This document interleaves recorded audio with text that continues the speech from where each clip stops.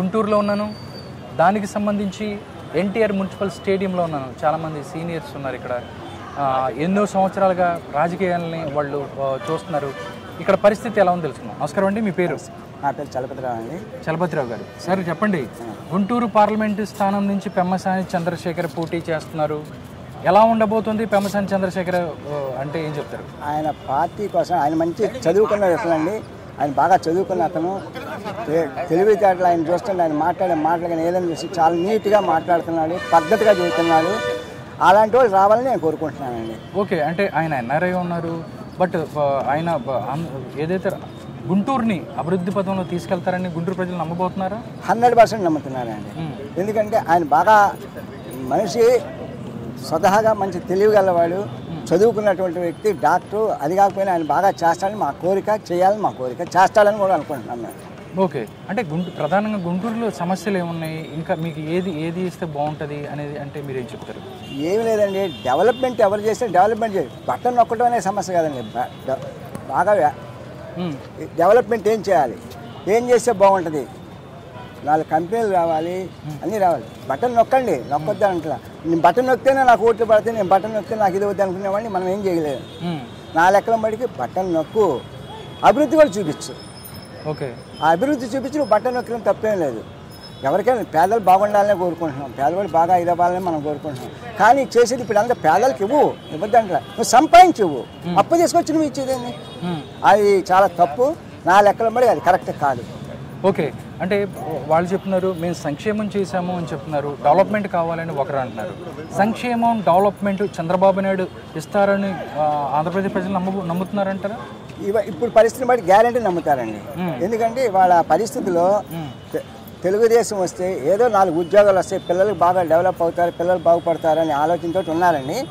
కాకపోతే ఏంటంటే ఇప్పుడు వీళ్ళేమో నేనేదో సంక్షేమం ఇచ్చాను, నాకేదో సంక్షేమం, వాళ్ళ ఓట్లు వస్తాయి, ఆ సంక్షేమ ఓట్ల కోసం చూస్తున్నారు తప్పితే నేను డెవలప్ చేశానని మాట చెప్పలేకపోతున్నాడు. అది కరెక్ట్ కాదు. చెప్పాలి, నేను సంక్షేమం ఇస్తున్నానండి, ప్లస్ డెవలప్మెంట్ చేశాను ఒక మాట చెప్పానండి. పోలవరం ఏం చేశాడు? పోలవరం చేసింది ఏమన్నాడు? పోలవరం ఏమైనా చేశారా? మేము అది పొడుస్తాం ఇది పొడుస్తాం అని చెప్పి ఏమీ చేసింది లేదు ఇంతవరకు. అదేమంటే వాడు చేసిన తప్పు, చంద్రబాబు నాయుడు తప్పు చేశాడు కానీ మేము అది డెవలప్ చేయలేకపోతున్నాం అని చెప్పని చెబుతున్నారు తప్పితే దాని గురించి 1% ఏమైనా చేశారని చెప్పానండి. వాళ్ళు కూడా చాలా కంపెనీలు ఇచ్చాం, ఫిష్ కంపెనీలు ఇచ్చాం, అదే మొన్న కూడా దాంట్లో చూశానండి. వాడు చెప్పాడు, అతని పేరేం పేరు, ఇప్పుడు ఐటీ మంత్రి అమర్నాథ్ గారు చెప్పారండి, చేపల కంపెనీ తెచ్చాము, ఏది పలావ్ కంపెనీలు, ఏది మామూలుగా కొండ బిర్యానీలు అలాంటి సంబంధించినవన్నీ తీసుకొచ్చామని చెప్పి ఆయన అసెంబ్లీలో చెప్పింది మన దీంట్లో వచ్చింది. అంటే ఆయన అంత బాగా చెప్పారనమాట. అంటే కంపెనీలు తేవడం అయ్యి చెప్పుల కంపెనీలు తెచ్చాము, 4 కంపెనీలు 3 కంపెనీలు తెచ్చామంటే సరిపోద్దండి. ఏదో పెద్ద కంపెనీలు తీసుకొచ్చుకోవాలి, మనం డెవలప్ చేసుకోవాలి. నెక్స్ట్ ఎలక్షన్స్లో ఆంధ్రప్రదేశ్కి రాజధాని లేదనే అంశము ప్రధాన అంశంగా, అమరావతి అంశం ప్రధాన ఎజెండాగా ఉండబోతుందంటారా? 100% అదేనండి. అమరావతి వస్తే డెవలప్ అవుద్దండి. మనం ఇప్పటికిప్పుడు అనుకుంటే అవుద్దా? చిన్నగా డెవలప్ అవుతూ ఉండాలి. చేసినంత చేసాడు, తర్వాత నువ్వు చేయాల్సింది నువ్వు ఏం చేయకుండా నేను 3 రాజధాని 3 ముక్కలాట చేసి ఇంతవరకు ఏమీ చేసింది లేదు.